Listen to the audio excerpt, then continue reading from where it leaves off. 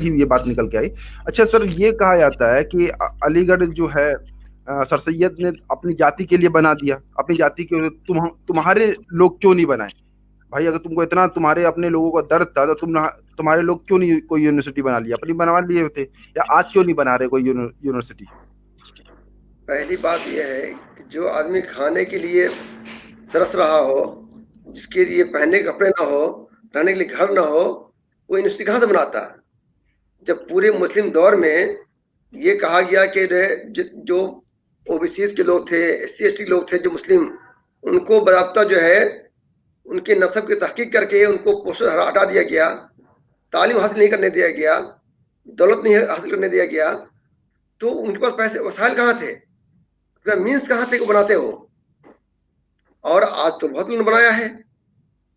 Local university Saharanpur میں جو اس کے بانی ہیں وہ او بی سی ہی ہیں. وہ اس طرح کے بہت سے اسکول کالج کھلے ہیں جو انڈیا کی ڈیموکریسی کے بعد جو جاتی ویوستھا سے آزاد ہوئے، انہوں نے اپنے بارے میں سوچا، انہوں نے کام کیا ہے. اگر کسی کے پاس وسائل ہوتے ہوئے، سمجھ ہوتے ہوئے نہ بناتے سوال تھا، نہ بنانے دینا، چاہے ڈائریکٹلی انڈائریکٹلی. یہ سوال ان سے کرنا چاہیے کہ آپ نے کیوں بنانے دیا، آپ نے کیوں نہیں پروموٹ کیا ان کو کہ آپ بھی کام کیجیے. یہ سوال پیدا ہوتا ہے. سر یہ ایک سوال یہ بھی اس میں پیدا ہوتا ہے کہ پھر تو سر سید کو بابا قوم جو کہتے ہیں سارے مسلمانوں کے، تو وہ نہ بولا جائے. اگر آپ کے اسی آرگومنٹ کو مان لیا جائے تو ٹھیک ہے، تو اشرافوں کے وہ بابا قوم تھے، لیکن وہ ایسا بالکل بولتے نہیں. وہ کہیں گے کہ نہیں، سارے مسلمانوں کے تھے.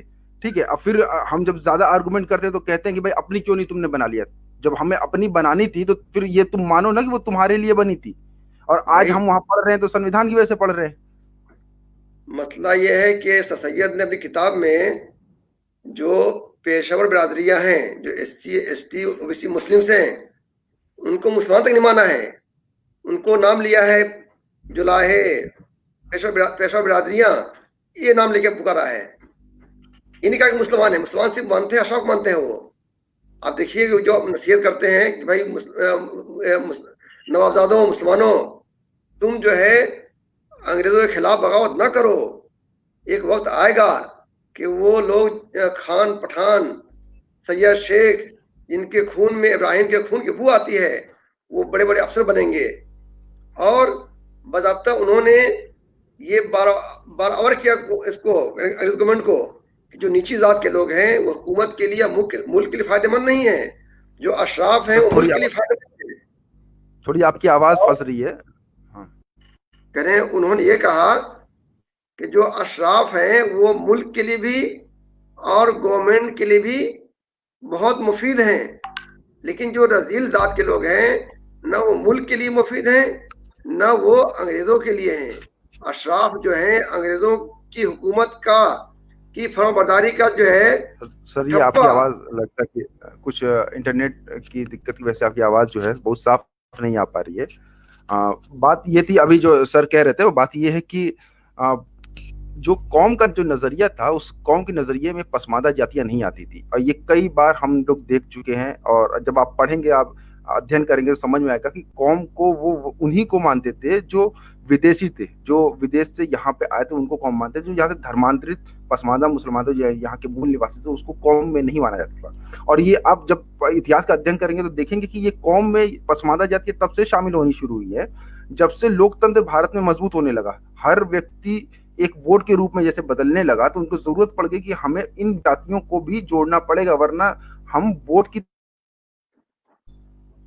تو یہ ایک وجہ رہی ہے اتہاس کے کرم میں ہم اس کو دیکھتے ہیں. اچھا، غور کرنے کی والی بات یہ ہے کہ ہم آج جو سر سید نے جو بزاد جلحا کہہ کے گالی دی تھی، اب غور کریے وہ بزاد انصاری کہہ کے گالی نہیں دے رہے ہیں. ٹھیک ہے، وہ جلحا بول رہے ہیں. ٹھیک ہے، کیونکہ ان کی نظر میں انصار جو ہے وہ اشراف ہے. ٹھیک ہے، وہ یہاں کے نہیں ہے. یہ تو بہت بات کے چرن میں یہاں کے جو جلحے تھے عاصم بہاری کے نیترتو میں، انہوں نے مومن انصار شبد. ٹھیک ہے، تو یہ ایک ضروری بات تھی جو مجھے. اچھا سر، یہ بولا جاتا ہے کہ اب گڑے مردے اگاڑنے سے کیا فائدہ ہے؟ آپ لوگ اب ترقی کریں اپنی، ٹھیک ہے، سر سید پہ کیچڑ اچھال کے کیا ہوگا؟ اس کو کس طریقے سے آپ دیکھتے ہیں؟ دیکھیے، تاریخ ہوتی ہے نصیحت حاصل کرنے کے لیے. قرآن نے بہت سی قوموں کی تاریخ بیان کی ہے اور کہا یہ تمہارے لیے عبرت ہے. تو جو کمی رہی ہے اس کو بیان نہ کریں, اس کو چھپائیں, اور اس جیسے شخص کو قوم کا ہیرو بنا کے پیش کیا جائے, یہ کہاں کا انصاف ہے. ٹھیک ہے, اگر ان پہ کیچڑ اچھالا جائے تو یہ بھی مان لیا جائے کہ ان کی تعریف پہ کچھ نہ لکھا جائے, ان کے نام پہ کوئی ڈے نہ بنایا جائے. ہاں یہ امپورٹنٹ بات ہے سر. ایک بات اور ہے, جیسے کہ یہ کہا جاتا ہے کہ سر سید کے اوپر جو ہے فتویٰ اس لیے آیا کیونکہ وہ آدھونک شکشا کے جنک تھے, وہ انگلش پڑھانا چاہ رہے تھے, اس وجہ سے ناراض ہو کے ان کے اوپر فتویٰ آیا تھا.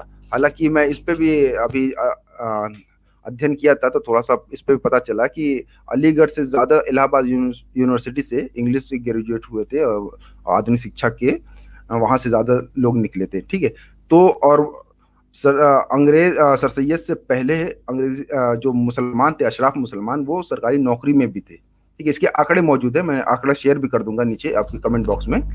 تو کہنے کا مطلب یہ ہے کہ یہ بھی علی گڑھ کے اولڈ بوائز کی یہ چالاکی رہی ہے کہ ان کی جو تفسیر تھی قرآن کی اس کو دبا دیا گیا کہ فتویٰ دراصل ان کے قرآن کے اور اسلام کے جو نظریے تھے صحیح تھا غلط تھا اس کی بات نہیں کر رہا ہوں میں یہ بات کہہ رہا ہوں کہ جو دیوبند اور ان میں جو اختلاف تھا وہ دھارمک تھا, نہ کہ یہ تھا کہ وہ انگلش پڑھا رہے کہ نہیں پڑھا رہے, جو جہاں تک میں نے پڑھا ہے. تو میں اس پہ جاننا چاہ رہا ہوں کہ کیا یہ ایسی بات تھی کہ واقعی دھارمک وجہ سے ان پہ فتویٰ آیا تھا کہ انگلش پڑھانے کی وجہ سے فتویٰ آیا تھا؟ دیکھیے, انگلش پڑھانے کی وجہ سے کبھی کسی مسلمانوں نے فتویٰ نہیں دیا. اسلام نے کبھی بھی کسی زبان, کسی پروفیشن کی پڑھانے پہ کبھی بین نہیں کیا ہے. ہاں, ان چیزوں کو بین کیا ہے جو حرام ہو, جس سے انسانی نقصان ہو. ٹھیک ہے, لیکن ان کے جو فتوے بیسیکلی آئے تھے, جو اسلام کے بارے میں, جنت کے بارے میں, دوزخ کے بارے میں جو ان کے نظریات تھے, اس کے خلاف دیوبند نے فتویٰ دیا تھا یا علماء نے فتویٰ دیا تھا. ان کے انگلش پڑھانے کی وجہ سے کوئی فتویٰ نہیں آیا ہے. آپ دیکھیں کہ دیوبند کے جو فاؤنڈر مانے جاتے ہیں مولانا قاسم نانوتوی, اور علی گڑھ کے جو فاؤنڈر ہیں سر سید خان, دونوں کے استاد ایک ہی ہیں, مولانا مملوک علی. اور یہ عجیب و غریب بات ہے کہ دونوں ادارے کے بانیان نے, دونوں ادارے کے فاؤنڈرز نے اس بات کی کوشش کی کہ علی گڑھ مسلم یونیورسٹی اور دارالعلوم دیوبند دونوں اشراف کے لیے رہے, اشراف کی ترقی کے لیے قائم کی جائے. روداد دارالعلوم دیوبند جو مولانا قاسم نانوتوی کے دور میں لکھی گئی, اس میں یہ لکھا گیا ہے کہ جو اشراف جاتے ہیں ان کی ترقی اس سے ہوگی. وہی حال جو ہے علی گڑھ مسلم یونیورسٹی کا تھا. تو ایک استاد کے دو شاگردوں نے ایک ہی کام کیا.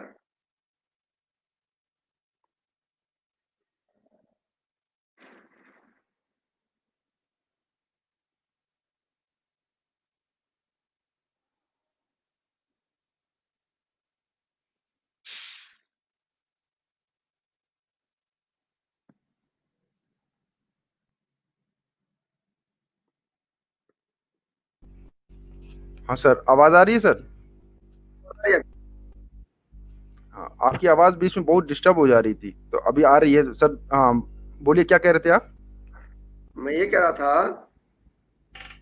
کہ سر سید کے اوپر جو فتوے آئے وہ انگریزی پڑھانے کی وجہ سے نہیں آئے تھے, کیونکہ مسلمانوں نے کبھی بھی کسی زبان کو پڑھنے کی وجہ سے فتوے نہیں دیے ہیں. ہاں, اسلام میں وہ علم حاصل کرنا گناہ ہے جس سے انسانیت کا نقصان ہو, لیکن انگریزی پڑھنے سے انسانیت کا کوئی نقصان نہیں تھا. سر سید پہ جو فتوے آ رہے تھے بیسیکلی ان کی جو اسلام کے بارے میں نظریات تھے, جنت کے بارے میں, دوزخ کے بارے میں, اس کے خلاف فتوے آنے شروع ہوئے تھے. ان کی انگریزی پڑھانے کی وجہ سے کوئی فتوے نہیں آئے. اس سے پہلے بھی مسلمانوں نے انگریزی پڑھی ہے. آپ نے خود کہا کہ الہ آباد یونیورسٹی میں بہت سے مسلمانوں نے وہاں سے جو ہے علی گڑھ سے پہلے انگریزی پڑھی تھی